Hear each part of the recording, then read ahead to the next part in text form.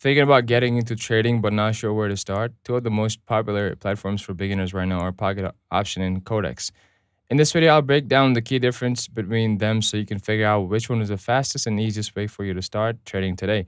Let's start with Pocket Option. This platform is known for its smooth user experience, fast sign up, and low barrier to entry. You can register using your email, Google, or even social media accounts. Most users can start demo trading in less than 60 seconds without even verifying an ID. Pocket Option also offers a sleek interface and plenty of indicators and tools, even on the free demo account. It's especially popular for binary options and short term trades, and you only need $5 to start trading real money. Plus, they have a reward system, tournaments, and even cashback bonuses. Let's talk about Codex. If you're looking for something minimal and even more lightweight, Codex might be your pick. It's a super fast platform with almost no loading time. The sign up process is even quicker than Pocket Option in many cases.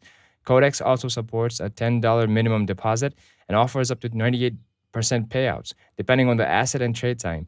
While it doesn't have the flashy bonuses or social features that Pocket Option has, its simplicity makes it ideal for laser focused traders who just want to get in, place a trade, and move on. In terms of assets, both platforms support Forex, crypto stocks, and commodities, but Pocket Option tends to have a slightly larger selection.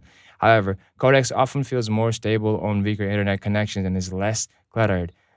So, which one is faster to start with? Honestly, both are extremely beginner friendly, but if you want more tools and trading challenges, Pocket Option is the way to go.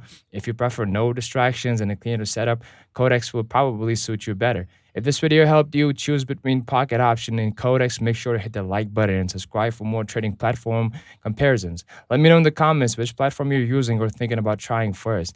And as always, trade smart, start small, and never risk more than you can afford to lose.